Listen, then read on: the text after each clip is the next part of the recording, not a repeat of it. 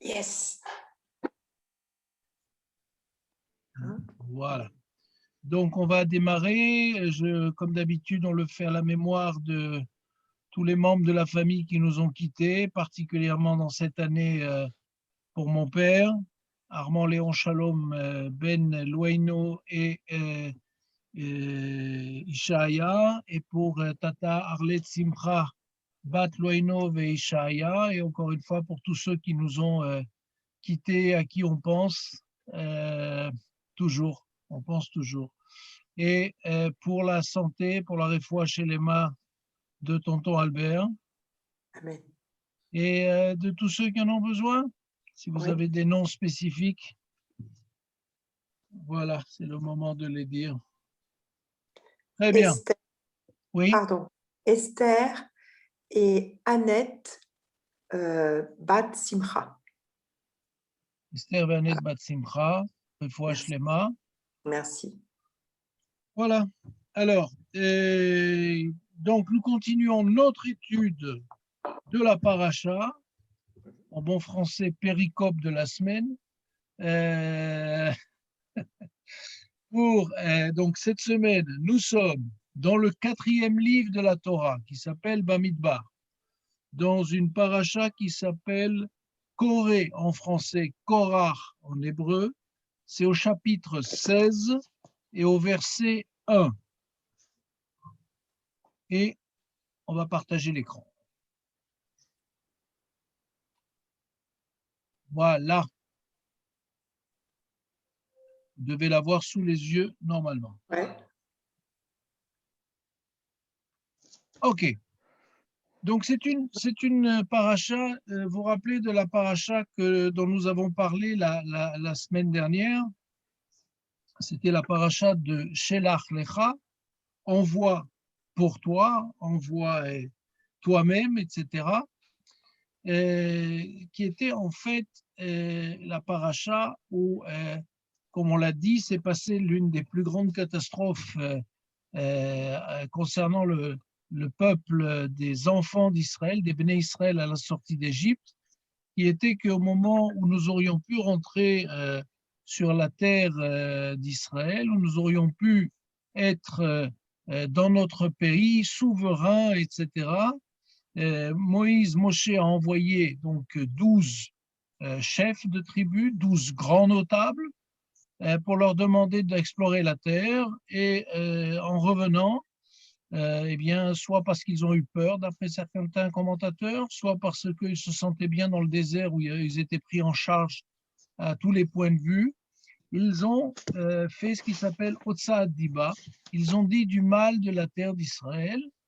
Et en fait, quand on regarde ce livre de Bamidbar, ce 4e livre de la Torah, nous sommes en présence d'une série de catastrophes concernant le peuple juif, puisque nous savons dans ce livre-là ce qui s'est appelé la faute du veau d'or.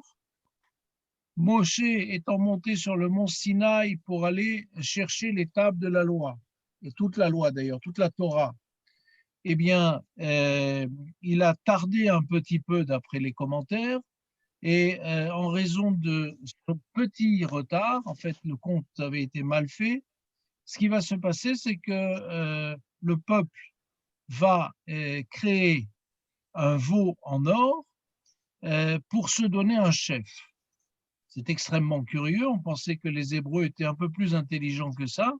Comment on peut imaginer qu'un veau en or peut être le chef d'un peuple?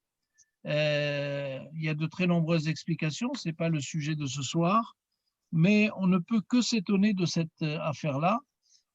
Toujours est-il que Dieu va réagir de manière assez dure, puisqu'il s'agit d'avoir créé une idole. Or, l'idolâtrie est l'un des trois, nos grands-parents auraient dit péché, un des trois péchés, une des plus grandes fautes que l'on peut trouver. Et donc, tous ceux qui ont fauté à ce moment-là, à peu près 3500 vont être détruits, mais le peuple va pouvoir repartir et aller vers la terre d'Israël. Et au moment de la l'histoire des explorateurs, ce qui va se passer, c'est que la faute pour avoir dit du mal de la terre d'Israël, pour avoir dit du mal de la terre d'Israël, c'est incroyable. La totalité du peuple va être condamnée à mourir dans le désert, c'est-à-dire que toute la génération qui est sortie d'Égypte, à part 2 dont nous avons parlé, puisque sur les 12 explorateurs, il y en a 10 qui ont refusé de la mission et 2 qui l'ont accepté et qui ont dit du bien d'Israël. Eh bien, si on réfléchit sur l'ensemble des 600 000 hommes en âge, on avait étudié ça, en âge de porter les armes, auxquels il faut rajouter tous les enfants, toutes les femmes, tous les vieillards, ça fait un peu plus de 2 millions de personnes qui sont sorties d'Égypte.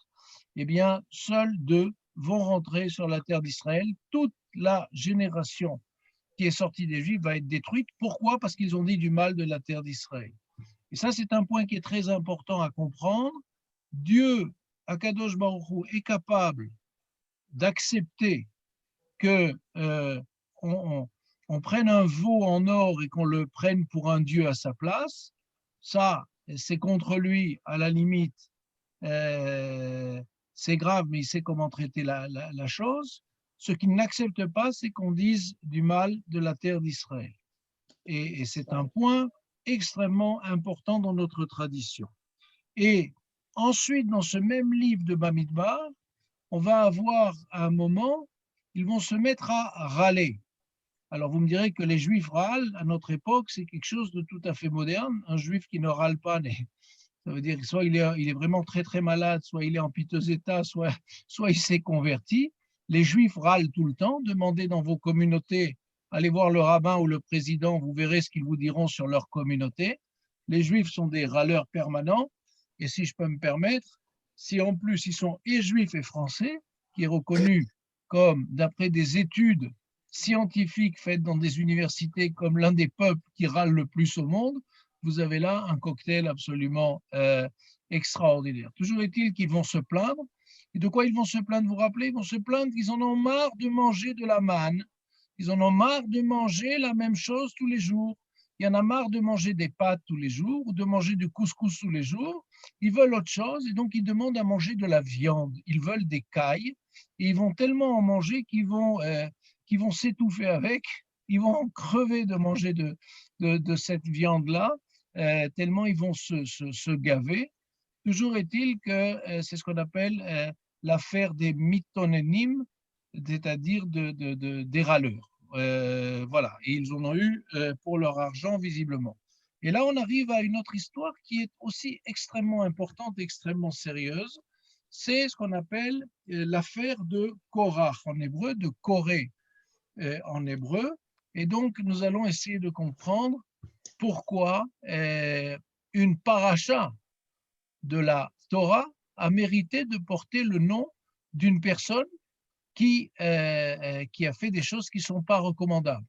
Imaginez que donner son nom à une paracha, ça n'arrive pas à tout le monde. Ce n'est pas tout le monde qui a la possibilité d'avoir une paracha à son nom. On a d'ailleurs dans la Torah, je rappelle, ce qui est intéressant, c'est que la paracha dans laquelle se trouvent les 10 commandements, les 10 paroles, les 10 commandements, si vous voulez, s'appelle comment? Elle s'appelle Jéthro, c'est-à-dire d'un nom d'un prêtre d'une autre religion. Tiens, on donne le nom d'une paracha, celle où il y a les 10 commandements, on donne le nom de cette paracha à un non-juif. C'est intéressant, c'est juste une remarque à faire. Sur cette question-là, toujours est-il que de cela, on peut apprendre beaucoup. Et donc, on va s'occuper de notre paracha et je vais la lire avec vous. Donc, comme toujours, et c'est une catastrophe, la traduction est vraiment une trahison, mais on va lire tel que ça figure et on apportera les corrections nécessaires. Vaikar Korach. Vaikar Korach. En fait, Vaikar, la kachat en hébreu, c'est le verbe prendre. Vaikar Korach et Korach, Koré en français, a pris. Et on ne sait pas ce qu'il a pris. Hein? On ne sait pas ce qu'est ce Vaikar Korach. Ben Itzar, fils de Itzar. Ben Kehat, qui donc ce Itzar était le fils de Kehat. Ben Lévi. Et on s'arrête là. Donc là, on a quelque chose déjà qui est très, très intéressant. Tout à l'heure, quand j'ai donné le nom des personnes dont on voulait évoquer la mémoire, je n'ai pas parlé de euh, euh, Arlette Simcha Khalifa, ou je n'ai pas parlé de Arlette Simcha Zerbib, épouse Khalifa. J'ai parlé de Arlette Simcha Bat, Loïno et Ishaïa.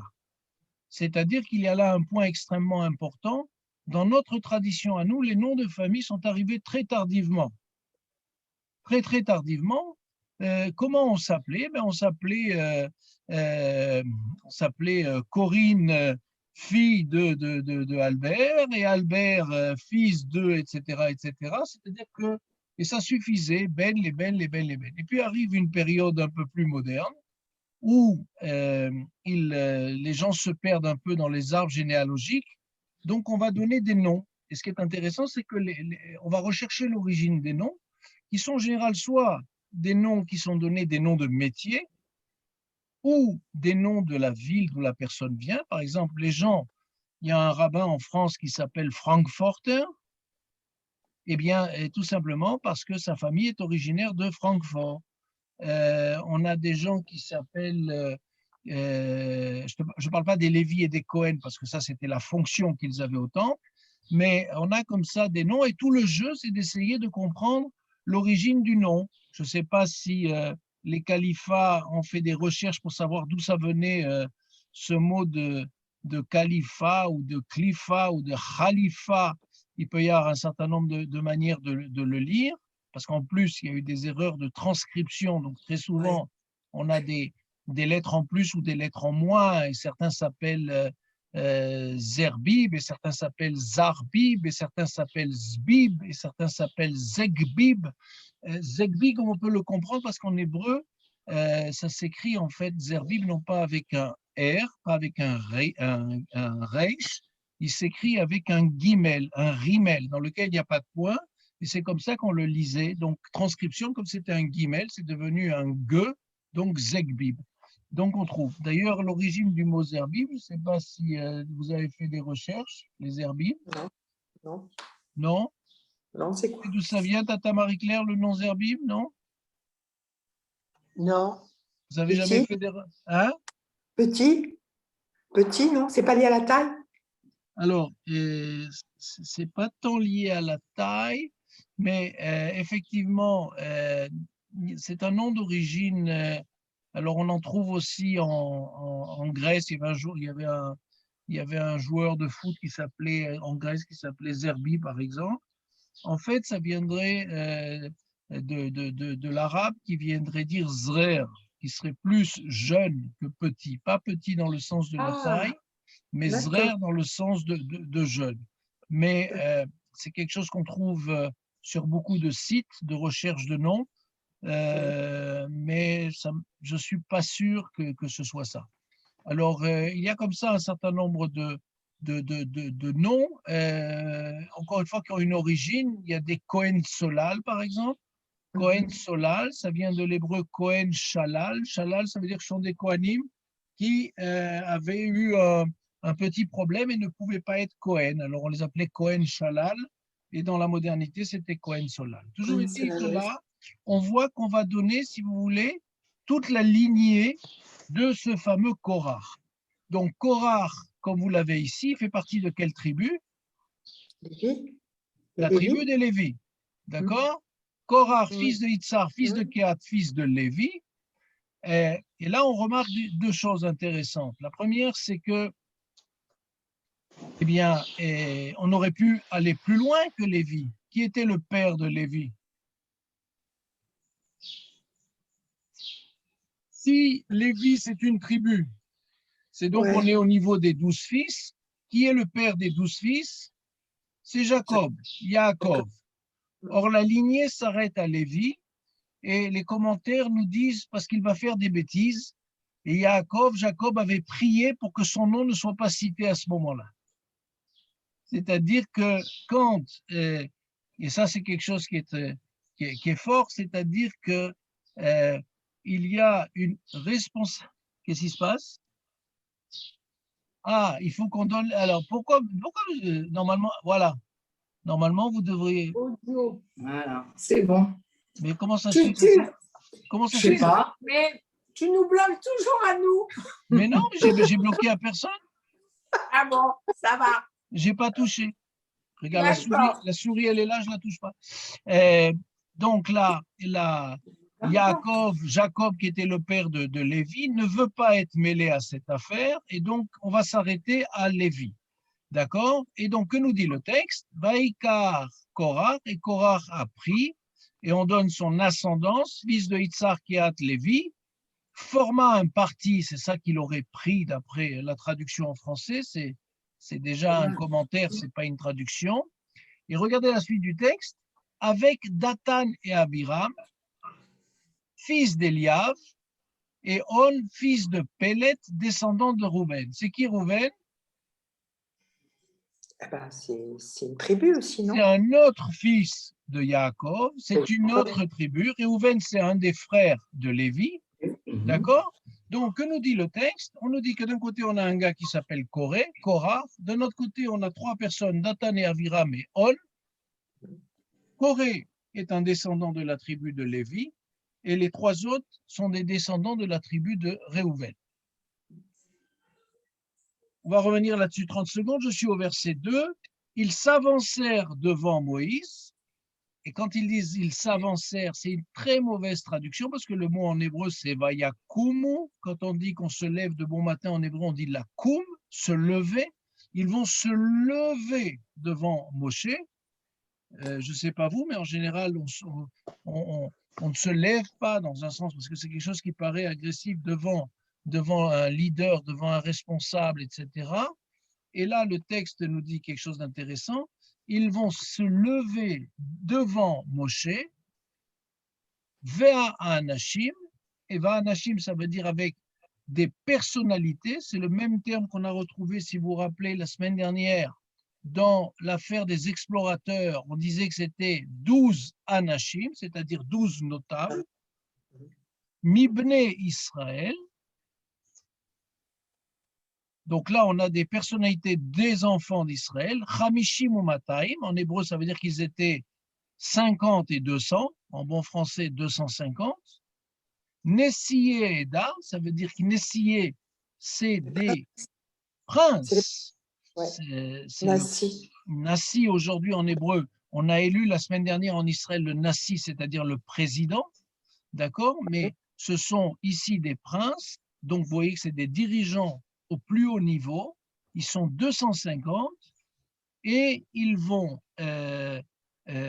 alors, Hamishim, Nessié Eda, Kriye Moed, ce sont donc des responsables, si vous voulez, des différentes tribus, des gens qui ont des responsabilités, on dirait, membres des personnages notables. Anshe Shem en hébreu, que j'éclaire ici, Anshe Shem, Anshe c'est Anashim, donc on retrouve ce terme de Anashim. Shem, ça veut dire qu'ils ont une renommée. Shem, c'est le nom, et donc celui qui a un nom, ça veut dire qu'il y a un bon nom, qui ont une renommée. Je retraduis tout cela en termes simples. Korach, fils de tout ce qu'on a dit, et Dathan et Aviram et On, d'une autre tribu, vont venir voir Moshe avec 250 dirigeants du peuple, d'accord? Et ils vont se lever devant lui. Et le verset 3 dit Vaïkalu, et ils se sont rassemblés, Kaal, d'accord? Quand on s'adresse à la synagogue en général, le rabbin ou le président, il dit cher Kaal, cher assemblée. Donc ils vont se rassembler. La traduction est encore mauvaise, je suis désolé, on a vraiment droit à. La traduction que l'on voit là, c'est de dire et s'étant attroupés autour de lui, c'est plutôt qu'ils ils les ont pressés, ils sont allés les voir de manière menaçante et ils ont dit à Moïse et Aaron, qui sont, je le rappelle, deux frères. Ils sont deux frères de quelle tribu? C'est Lévi. Des Lévis. Des Lévis. D'accord? Et ils vont aller voir Moshe et Aaron et leur disent « C'en est trop de votre part ». Toute la communauté qui colle à Eda, parce que toute la communauté, Kulam Kedoshim, tout le monde est saint. D'accord? Toute la communauté d'Israël est saint. Je traduis en langage plus simple. On est en train de dire à Moshe et à Aaron, pour qui vous vous prenez? Tout le peuple d'Israël est un peuple de saints. Donc pourquoi vous seriez sur le trône? Pourquoi vous seriez chef? Et d'ailleurs, c'est ce que dit le texte après. Umadua titnaseu. Et pourquoi vous allez donc vous ériger en chef al-Keal Hashem de l'assemblée du Seigneur, donc du peuple d'Israël. Et regardez bien, ce Korach est connu dans notre tradition comme étant le premier qui va venir remettre en question le système politique, le pouvoir qui a été donné aux dirigeants. Et les dirigeants, c'est qui? C'est Moshe et Aaron. Il manque un nom, parce qu'en fait, le pouvoir, il a été donné non seulement à Moshe et Aaron, mais aussi à leur sœur qui s'appelle Myriam. Comme vous le savez, Myriam, qui est la sœur des deux, avait un rôle très, très important. C'est elle qui d'abord a sauvé Moshe en ayant l'idée de le mettre sur les eaux. C'est comme ça qu'il a été sauvé. Après, elle s'est occupée de lui.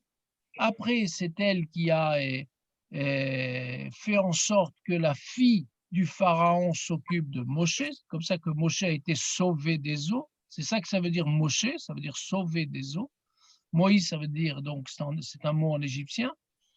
Et donc, elle a un rôle très important. Elle a un rôle tellement important qu'au moment où nous allons traverser la mer Rouge, la mer des joncs, dans la bonne traduction, on dit que les femmes se sont réunies et qu'elles ont commencé à chanter, à danser, etc.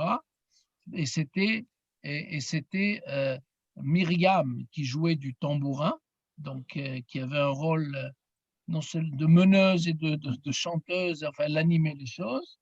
Et ce qui s'est passé, c'est que d'après notre tradition, il y avait un puits qui suivait pendant 40 ans le peuple dans le désert, et ce puits a disparu le jour où Myriam est décédée. Le jour où Myriam est morte, le puits d'eau a disparu, d'où l'inquiétude du peuple d'Israël qui avait un très grand respect. Donc, c'est en fait 2 frères et une sœur qui étaient les leaders du peuple, et c'était les leaders ils étaient membres de la tribu de Lévi. Et si je reviens un petit peu en arrière, en fait, qui est Korach? Korach, d'abord, c'est un Talmid Chacham, comme on dit, c'est un sage, c'est pas un... Il connaît les textes, il les a étudiés, c'est quelqu'un d'intelligent, il sait exactement de quoi on parle. Mais non seulement il était extrêmement intelligent, il avait des connaissances, mais il était aussi extrêmement riche. Il était très, très riche. Quand on dit riche comme Crésus en français, certains disent que le Crésus que l'on recherche, c'est Korach. Et dans le Talmud, il y a même une phrase qui dit que Korach avait 200 ânes avec des coffres qui contenaient uniquement les clés des coffres où était entassé son argent.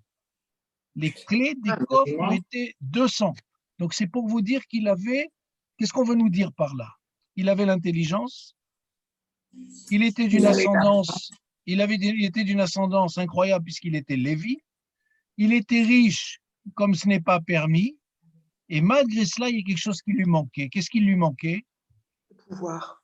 Le pouvoir. Le pouvoir. Et ce pouvoir-là l'a amené à être celui qui a organisé la première révolte. C'est vous qui avez coupé votre micro, les filles, ou c'est moi encore? Voilà. Moi, j'ai rien fait, j'ai pas coupé. Donc, il va vouloir le pouvoir. Pourquoi? Eh bien, parce qu'il fait partie de la tribu de Lévi. Et en fait, il dit, lui, pourquoi tous les pouvoirs seraient concentrés dans les mains d'une fratrie de 3, et pourquoi moi qui suis aussi Lévi, je n'aurais pas droit à une partie de ce pouvoir. Il faut comprendre, on revient au premier verset, il était fils de Itzar, fils de Kehat, fils de Lévi, d'accord, alors que le père de, si vous voulez, le père de Moshe, qui s'appelait Amram, était lui aussi le fils de Kehat.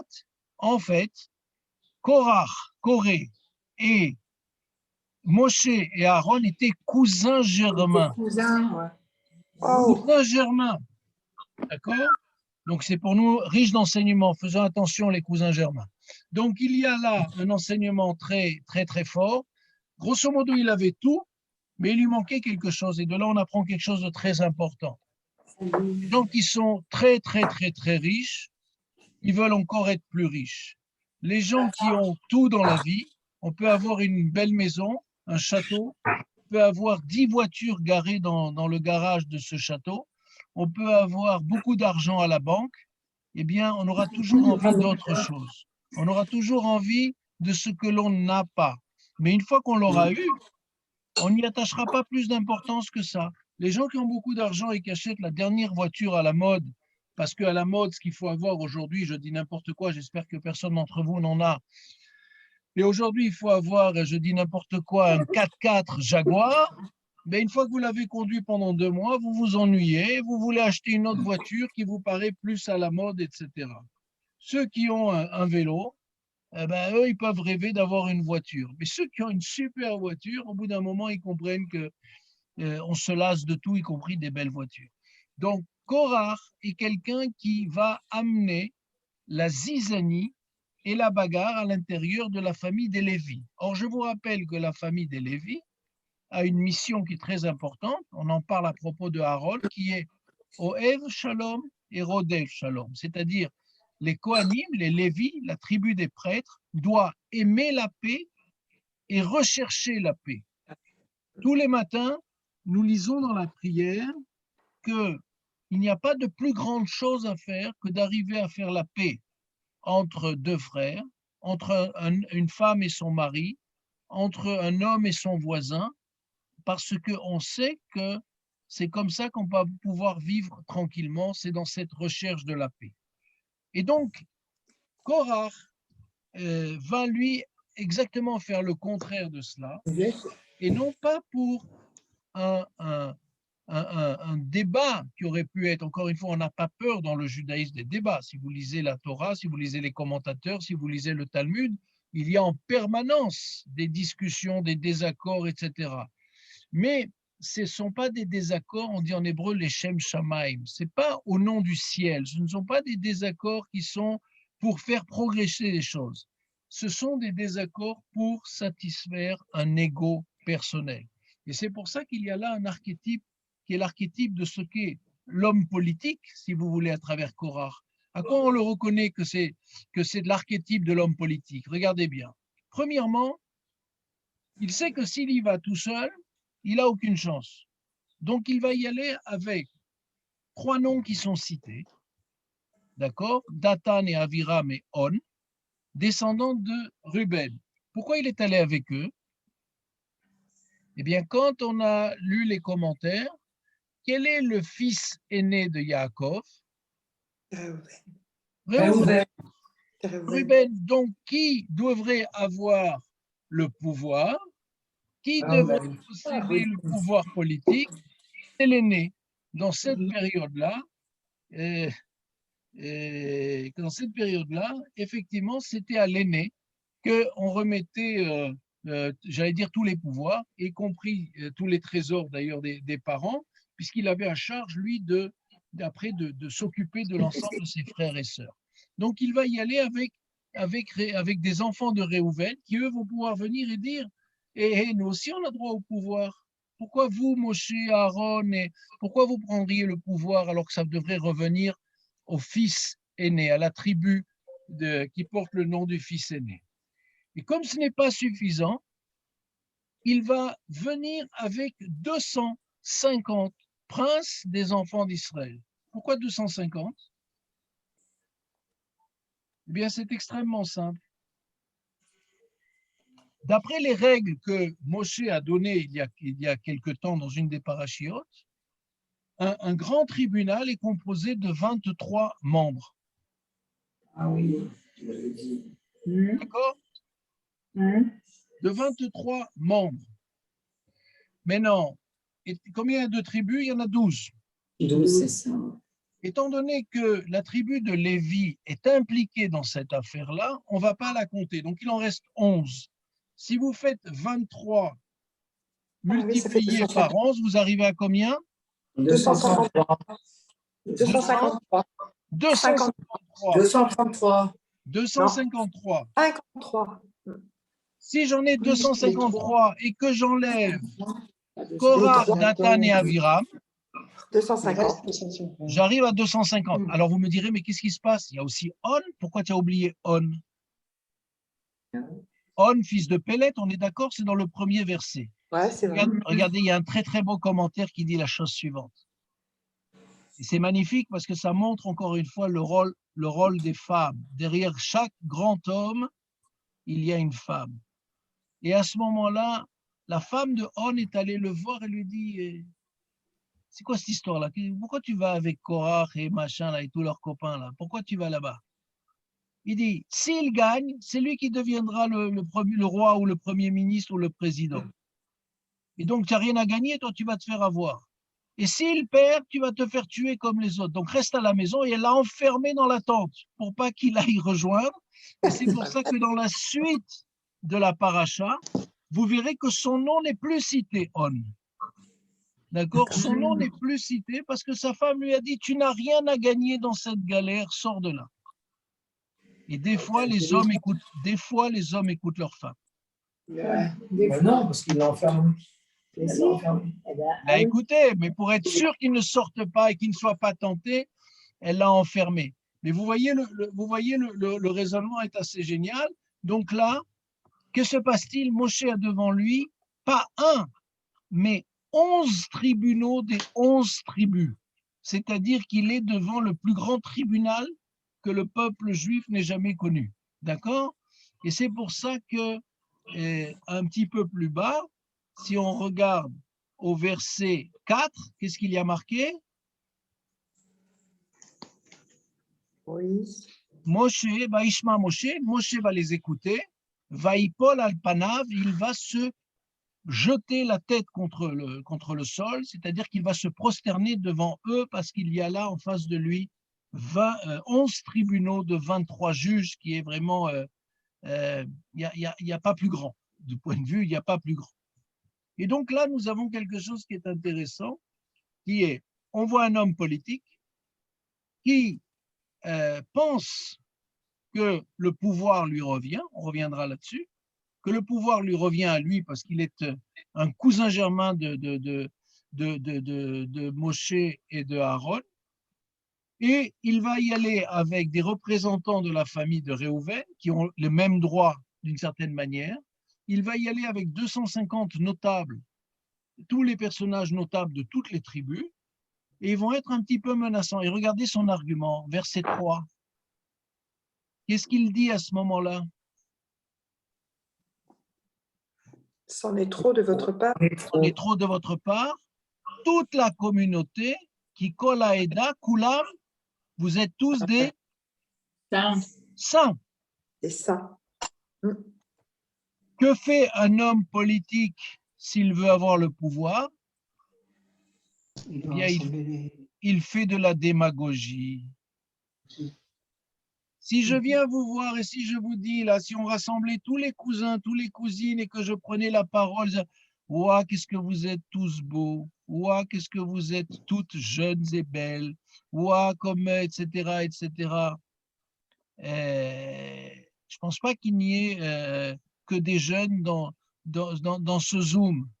Mais si je viens cela pour attirer les bonnes grâces, pour que plus tard vous votiez pour moi, et il y a aujourd'hui en France ce qui s'appelle le populisme, c'est-à-dire que on va essayer d'acheter votre voix ou votre vote en vous brossant dans le sens du poil, si vous me permettez l'expression. Or là, c'est pour ça que je dis que ce moment est important dans la Torah, parce qu'on a un certain nombre d'éléments de la politique d'aujourd'hui. On pense que on peut être le chef. On pense qu'on peut y aller en rassemblant tous les gens qui râlent, parce que par définition, tout le monde râle contre le pouvoir politique. Rarement vous trouverez des gens qui diront, même s'ils ont voté pour lui, que Macron il est superbe et que je ne sais pas trop qui est superbe. Alors nous en Israël, il s'appelle Bibi. On sait que les dernières élections, comme les précédentes, le seul sujet c'était est-ce que tu es pour Bibi ou contre Bibi. Personne n'a réfléchi à un programme au-delà de cela. Et le gouvernement qui a l'air de se mettre en place, n'a qu'un seul programme, c'est de faire tomber Bibi. Parce que ça va de l'extrême gauche à la droite, même des fois à la droite dure, avec une droite qui est plus à droite que Bibi. Mais si je peux me permettre, cette assemblée ou ce ramassis de partis, puisqu'il y a 8 ou 9 partis qui font une coalition ensemble pour pouvoir former un gouvernement, comment vous voulez que ça tienne? Comment vous voulez qu'il y ait une direction politique? Et ça va être un petit peu compliqué. Toujours est-il que vous êtes tous des saints. Et là où on voit la finesse de la démagogie, c'est que, eh bien, Korach s'appuie sur une vérité. Puisque quelle est la mission du peuple d'Israël? Nous l'avons déjà dit à plusieurs reprises, c'est d'être Mamlechet Kohanim ve Goy Kadosh, c'est d'être une assemblée de Kohanim, de prêtres, et Goy Kadosh, un peuple saint. Donc quand elle dit vous êtes tous saints, c'est pas faux, c'est l'objectif. Mais là où c'est de la démagogie, c'est que la sainteté, c'est un état à atteindre, et non pas un état présent au moment où l'on parle. D'accord? On doit tendre vers la sainteté, on doit rechercher à arriver le jour où les prisons d'Israël seront vides, le jour où il n'y aura plus de misère, le jour où il n'y aura plus de viol, le jour où tout ça on pourra dire qu'on est saint. Mais pour l'instant, dire du peuple d'Israël que c'est un peuple de saints, alors que dans la paracha précédente, elle se termine sur, si vous vous rappelez, le ramasseur de bois qui ramasse le bois le Shabbat et que l'on va lapider, ça veut dire que tout le monde n'est pas encore saint. Ça veut dire qu'il y a une potentialité de sainteté, mais on n'y est pas encore. Mais quand on est un démagogue, on dit que vous êtes tous des saints. Et tout le monde ici peut être seigneur, etc. Et là, il y a une vision qui me paraît très intéressante, qui est une réflexion sur ce que c'est le pouvoir politique en Israël. Et encore une fois, si vous vous rappelez, Moshe ne voulait pas être le chef du peuple. Il a refusé la mission à plusieurs reprises. Quand Dieu lui a dit, tu dois retourner en Égypte, quand il était au buisson ardent, il a dit, mais moi, je ne veux pas y aller. Et en plus, je ne sais pas parler. C'est ça un leader dans la Torah. C'est quelqu'un qui ne sait pas parler, parce qu'on se méfie des beaux discours, on se méfie de ceux qui parlent très bien et très beau et qui finissent par dire des mensonges. Toujours est-il que Dieu va nommer Moshe comme étant le leader, on va dire politique, mais c'est aussi le leader juridique. Donc on a le pouvoir politique et le pouvoir juridique. Il va nommer son frère Aaron comme étant le grand prêtre, le Kohen Gadol. Donc le frère a le pouvoir, si vous voulez, religieux, qui est un point très important quand on est dans le cadre du peuple d'Israël. Et c'est une manière de voir les choses qui est intéressante. Aujourd'hui, la panacée du système politique dans le monde, c'est quoi? C'est la démocratie. Hein? Quand on a des pays dans le monde, en Corée, là-bas, qui avaient, on va dire, ah, mais s'ils avaient la démocratie, au lieu d'avoir Kim Jong-un, qui est un despote, qui est un salaud, machin, tout ça, etc. Donc, on va exporter la démocratie de partout. Quand on a une bonne âme, on a amené la démocratie en Algérie il y a quelques années, qu'est-ce qui s'est passé? Ce sont les islamistes qui sont montés au pouvoir. Quand on a amené la démocratie en France entre 1939 et 1945, je rappelle que Pétain a été élu par l'Assemblée nationale qui avait été démocratiquement élue. Quand en janvier 33, Hitler monte au pouvoir et devient le chancelier de l'Allemagne, je rappelle que c'est par un processus démocratique et des élections démocratiques qu'il va arriver au pouvoir. Donc, la démocratie, comme disait Churchill, le moins mauvais des systèmes, mais en même temps, ce n'est pas la panacée. Et en tout cas, ce n'est pas le système politique préféré de la Torah. Alors, je sais que ça fait un peu barbare de dire ça quand on parle en français, parce qu'on aime bien couper la tête au roi, mais notre système politique, il est un peu plus, il est très complexe et en même temps beaucoup plus simple par rapport à ça. Il y a une séparation des pouvoirs. On ne donne pas à la même personne le pouvoir politique et le pouvoir religieux, Moshe et Aaron. En même temps, étant donné qu'ils font partie de cette famille des Lévis, des Kohanim, on pourrait dire, mais alors c'est du népotisme. C'est du népotisme, c'est-à-dire je l'ai, je le transmets aux enfants. Eh bien non. Si vous regardez avec Moshe, Moshe a eu 2 enfants, 2 fils. Eh bien, ce ne sont pas les fils de Moshe qui vont prendre la direction du peuple d'Israël quand le peuple va rentrer sur la terre. On l'a vu la semaine dernière. Qui est-ce qui va diriger le peuple? C'est Josué, qui n'est pas en famille du tout avec Moshe. Si cela avait été du népotisme, alors il y aurait eu une transmission, on l'aurait donné. Voilà. On a un système qui est un petit peu plus complexe sur lequel je reviendrai. Pour continuer dans le cadre de ce qu'est disons la démagogie, il y a quelque chose qui est intéressant. On va aller maintenant, on est toujours dans la même paracha, mais on est au chapitre 16 et au verset 12. 12. Oui, ouais, je vois. Oui, ils ont envoyé. Vous voyez? Oui. Ok. Donc, grosso modo, il se passe des choses. Dathan et Aviram se sont un petit peu barrés. Donc, Moshe les envoie les chercher. Et qu'est-ce qu'ils disent? Nous, on ira en point. Et regardez ce qu'ils disent après, ce qui n'est pas génial. Regardez le message qu'ils font porter à Moshe. Ah ouais. Est-ce peu que tu nous aies fait sortir d'un pays ruisselant de lait et de miel pour nous faire mourir dans ce désert sans prétendre encore t'ériger en maître sur nous? De quel pays il parle, le pays où le lait et le miel? L'Égypte. Il parle de l'Égypte. Ils vont employer l'expression qu'ont utilisée la semaine dernière les explorateurs en disant oui, ce pays est magnifique. En parlant du pays d'Israël, c'est un pays où coule le lait et le miel. Et eux, Dathan et Aviram, disent, tu nous as fait sortir d'un pays ruisselant de lait et de miel. L'Égypte, nous étions esclaves en Égypte, vous vous rappelez? C'est-à-dire qu'on travaillait comme des malades. C'est-à-dire qu'on n'avait pas de quoi manger tous les jours. C'est-à-dire qu'on avait tous les problèmes du monde.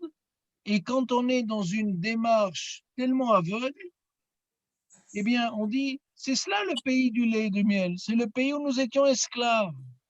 C'est pas extraordinaire comme argument, ça? Et au cas où vous n'auriez pas compris, regardez ce que dit le verset 14. Certes, ce n'est pas dans un pays abondant en lait et en miel que tu nous as conduits. Donc, ce n'est pas Israël. On reprend l'expression pour dire, ce n'est pas là-bas qu'il y a le lait et le miel. Le lait et le miel, ils se trouvaient en Égypte. Alors, on n'aura pas le temps de tout lire, mais la suite va être terrible. C'est que, eh bien, on va voir le passage suivant. Il faut aller au chapitre 16, au verset 32. On va commencer par 30. Chapitre 16, verset 30.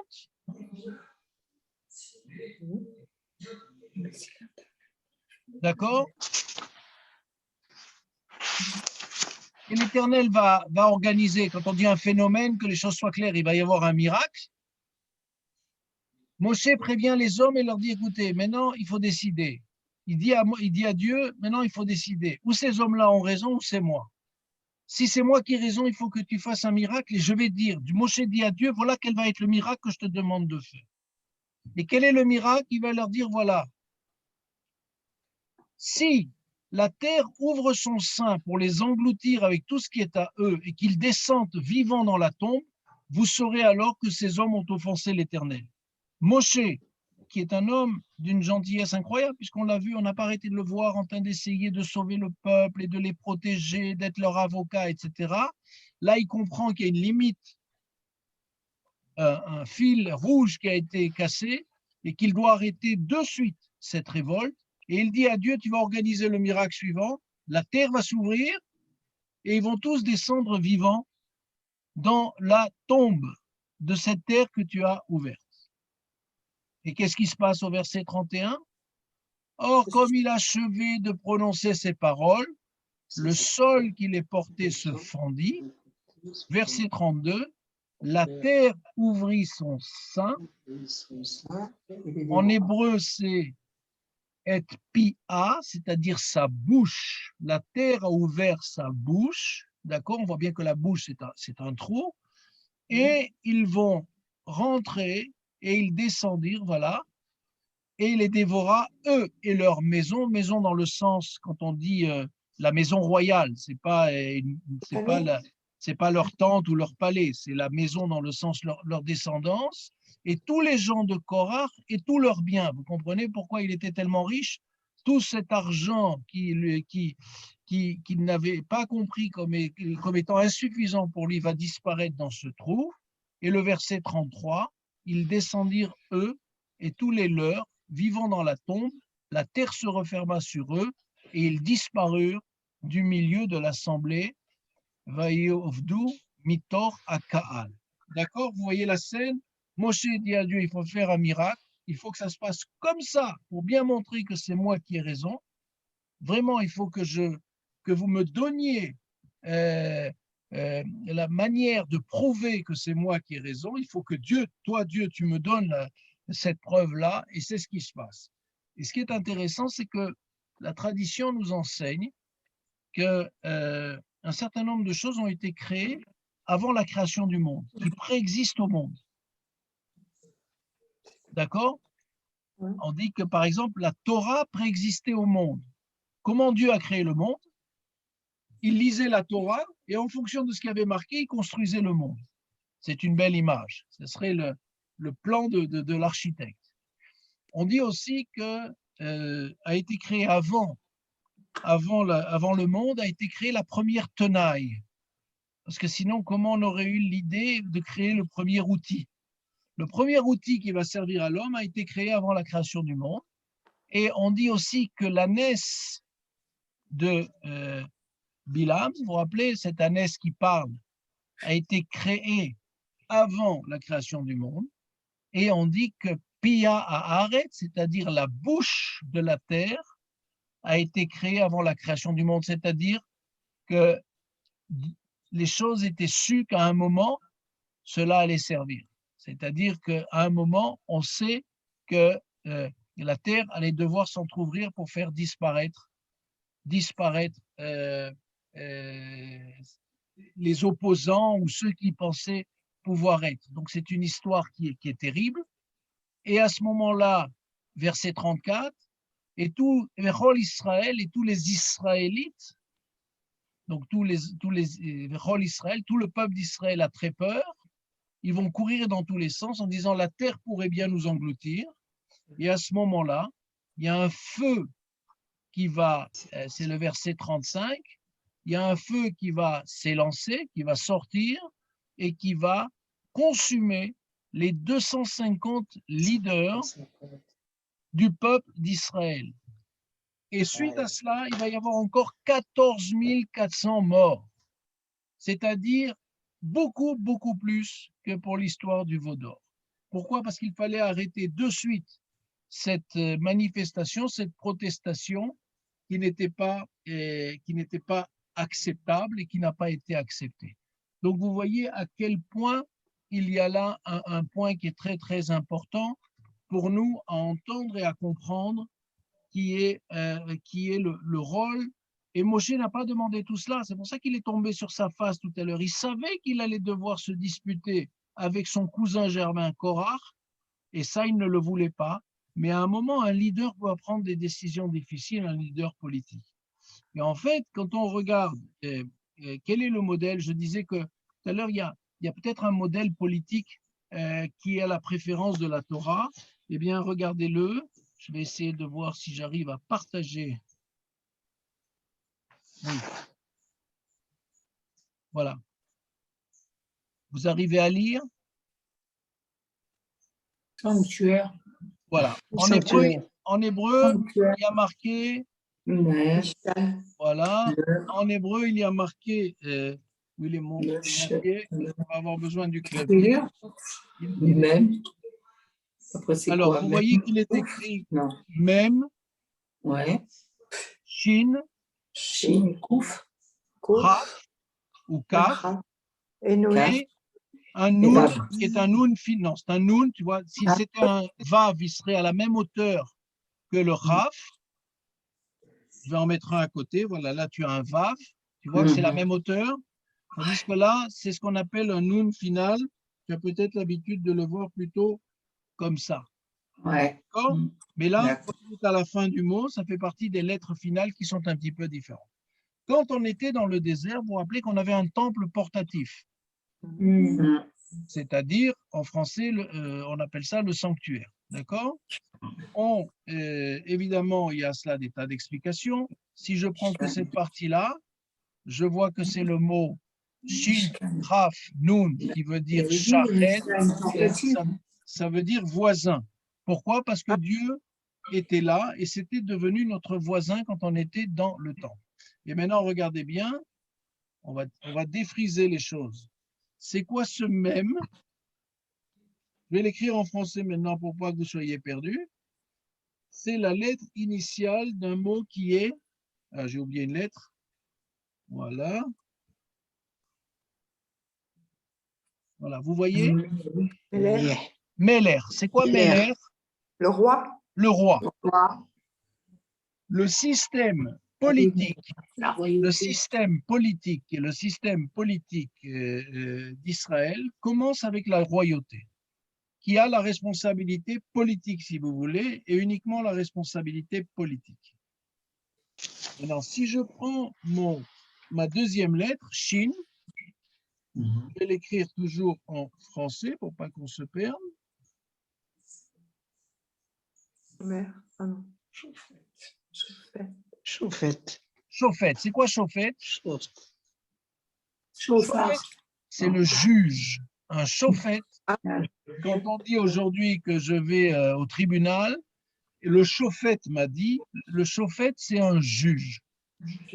D'accord? La troisième lettre, on a dit que c'était quoi? Un noun final. Non, la troisième, Ah, un Chaf. C'est la dernière. Hein? Non, mais elle se perd les pinceaux, Ninou. Regardez Vas-y. bien ça. C'est quoi le Chaf? Cohen. Cohen. Un Cohen.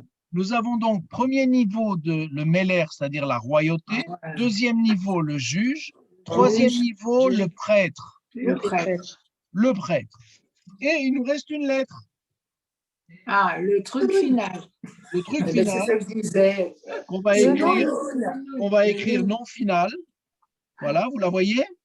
Ouais. Ouais. C'est la même chose. Hein. Si j'écris ça ou si j'écris ça, c'est le noun.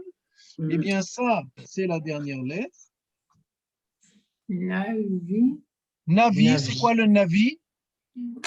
Navi. Le Navi, c'est le prophète. Ah. En français, un prophète, ça donne l'impression que c'est quelqu'un qui prédit l'avenir. Ça vient du grec.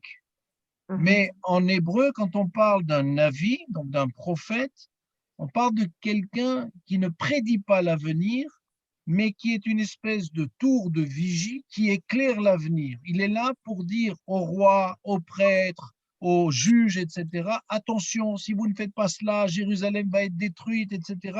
C'est tout le livre, et on a des tas le troisième livre, le deuxième et troisième livre de la Bible est composé du livre des Shoftim, des Nevi'im, c'est-à-dire du livre des prophètes. Et donc, vous voyez, c'est ça le modèle, même, Shin, Raf, Nun, On a donc bien notre Mishkan, qui est le modèle qui nous accompagnait tout le temps puisqu'il était au centre du camp et qui est notre modèle. Le modèle politique du peuple d'Israël, c'est quand il y a ces 4 éléments,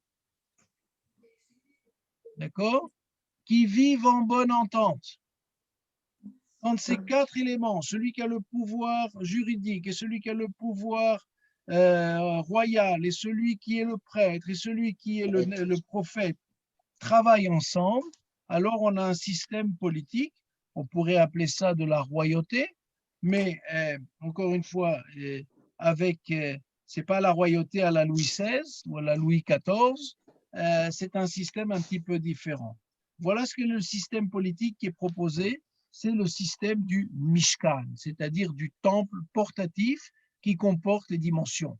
Et un Kohen ne peut pas être roi, et un prêtre ne peut pas être, etc., etc. Chacun a une définition dans le respect de l'autre, et en travaillant ensemble, ils arrivent à éviter la faute qui a été la faute de Korah, c'est-à-dire prise de pouvoir politique, démagogie, tout ce que l'on a pu voir, et tout ça, ça mérite d'être enterré vivant avec leur maison et leur fortune, etc., etc.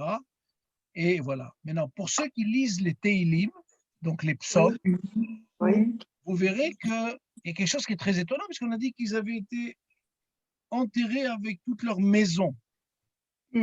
Dans les psaumes, vous verrez certains psaumes, dont un que l'on lit le mardi matin, le lundi ou le mardi matin, c'est Mizmor Shir Livne Korach. C'est un Mizmor, un chant des Teilim qui ont été écrits par les enfants de Korach. Et d'après notre tradition, les enfants n'ont pas payé pour les bêtises de leur père, et c'est pour ça qu'ils ont mérité. Vous savez que les Teilim, les psaumes, ont été en grande partie été écrits par le roi David, mais pas uniquement.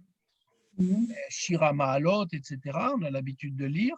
Mais il y a, vous ferez attention maintenant, il y a des psaumes qui s'appellent Livne Korach Mizmor, les enfants de Korach, de Corée, qui ont écrit des psaumes qui sont lus jusqu'à aujourd'hui par les enfants d'Israël, pour dire que même si les pères ont fait la faute, les enfants ne sont pas condamnables pour cela, donc il y a un espoir. Ils n'ont pas été enterrés vivants dans cette bouche de la terre dont nous avons parlé. Donc c'est une paracha qui est très très importante. Il y a d'autres sujets dans la paracha, comme par exemple le rachat des premiers-nés. Pour ceux qui ont eu un garçon en premier-né, eh bien, ouais. Alors j'espère que tu as fait la petite cérémonie où tu as fait venir un Cohen. Ouais. Alors Oui. raconte-nous ce que tu as fait. Avec l'or, les pièces d'or, les bijoux sur le bébé, dans le berceau, et on passait, tu te rappelles pas? Chez la belle-mère. Et avant ça, ils ont fait le Zohar. Avant, on a fait le Zohar. La veille, on fait le Zohar pour protéger l'enfant, etc. Ça s'appelle Brit Yitzhak. Et effectivement, il est très important et voilà l'origine de ce texte-là. Il est là. Ah, c'est quoi alors? Pourquoi on fait Chapitre ça? 18, verset 15. Tout premier fruit des entrailles d'une créature quelconque, lequel doit être offert au Seigneur, parce qu'en fait, comme c'est la prémisse, elle ne nous appartient pas. Et donc, ce que tu as fait, normalement, à l'époque, on donnait son aîné pour le service du temple. Et donc, tu as fait ce qui s'appelle un rachat, c'est-à-dire que tu as payé le Cohen pour lui dire, que tu as payé pour le Cohen pour lui dire, moi, je préfère racheter pour qu'il reste avec moi. Seulement, tu devras libérer, voilà. Donc, homme ou bête, c'est valable pour tout le monde. Seulement, tu devras, c'est le verset, je continue, seulement tu devras libérer le premier-né de l'homme, et le premier-né d'un animal impur, tu le libéreras aussi. Un animal impur, on le rachète. Quant au rachat, voilà l'origine, tu l'accorderas à partir de l'âge d'1 mois, donc tu as dû le faire au moins quand le petit enfant avait 1 mois, au taux de 5 cycles, 5 shekels, qui est la monnaie d'argent. C'est pour ça qu'en général, le Cohen arrive, il a un étui dans lequel il a 5 belles pièces en argent, selon le cycle, suivant le cours de l'époque, et on donne la valeur valant 20 guéras. Ça donne, c'est tout simplement le taux de change de l'époque. Toujours est-il que cette magnifique tradition est dans cette paracha. Et après, on nous dit, mais le premier-né de la vache, de la brebis, ni celui de la chèvre, ça, tu ne peux pas le faire, ils sont saints. Ceux-là, on doit les amener au temple et on doit faire un sacrifice, on ne peut pas les racheter. Voilà, donc c'est une paracha très riche, très intéressante, fondamentale, puisque nous apprenons de là beaucoup de choses sur le système politique en Israël, sur la manière dont nous devons vivre ensemble. Alors, c'est pas facile, encore une fois, c'est un idéal à atteindre. Ce n'est pas un idéal que nous avons encore aujourd'hui, mais enfin, on a le temps de travailler, quoi. Voilà. Question, remarque, réaction. Ça va, j'ai été clair ou je vous ai perdu? Non, non, très clair. Au contraire. Tata, Attends, elle veut te poser une question, Corinne. Non, parce que tout quel à l'heure, paracha t'as on dit- est? non, je Non. sais pas. Non, tout à l'heure, tu as dit il n'y a que 2 hommes qui vont sont rentrer en terre d'Israël Josué. et tout le peuple a été détruit. Alors, Oui. mais comment il y avait des habitants en terre d'Israël? Comment ils ont reconstruit une nation? Ok, alors. S'il n'y a pas de femmes, s'il n'y a personne? Non. Parmi Ah. la génération qui est sortie d'Égypte, Ouais. c'est ceux-là qui, pendant les 40 ans de pérégrination, ont disparu. Mais Ah, il y a pas des leurs enfants. il y a des enfants qui leur sont nés. D'accord. Des filles, des d'accord, garçons, etc., etc. D'accord. Donc, en D'accord. fait, c'est une nouvelle génération Ok. entièrement qui n'avait pas connu l'esclavage et Mhm. donc qui étaient libres dans leur tête, sont rentrés sur la terre d'Israël. Il n'y a pas que 2 qui sont rentrés. Ah bon, d'accord. Ils étaient plusieurs centaines de milliers, voilà, puisque le peuple s'est reconstitué pendant 40 ans. Ok. Incroyable cette histoire. Oui, parce que je pense qu'effectivement, quand on a connu l'esclavage, ça touche non seulement les corps, mais aussi les esprits et les cerveaux, et qu'on n'est pas prêt forcément. C'est difficile. C'est difficile. Le syndrome de Stockholm. Oui, enfin, d'une autre manière. parce Enfin, d'une autre manière. Il n'y Mais avait un pas peu, de solidarité avec ouais. les.